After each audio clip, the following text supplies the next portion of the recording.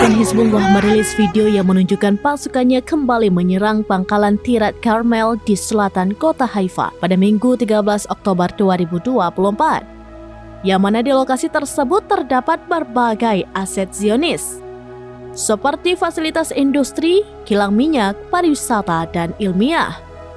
Dalam video yang dirilis, tampak pejuang Hizbullah menembakkan sejumlah peluru panas ke Zionis.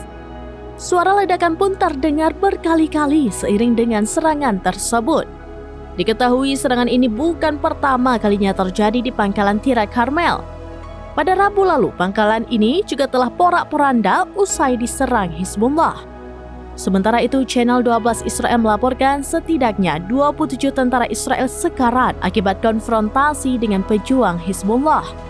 Sementara koresponden Al-Mayadin melaporkan setidaknya 30 korban militer Israel sekarat dan dirawat di dekat desa perbatasan Aita al-Sha'ab. Dari jumlah tersebut, 6 tentara Israel dievakuasi ke rumah sakit Rambam di Haifa lantaran mengalami kritis.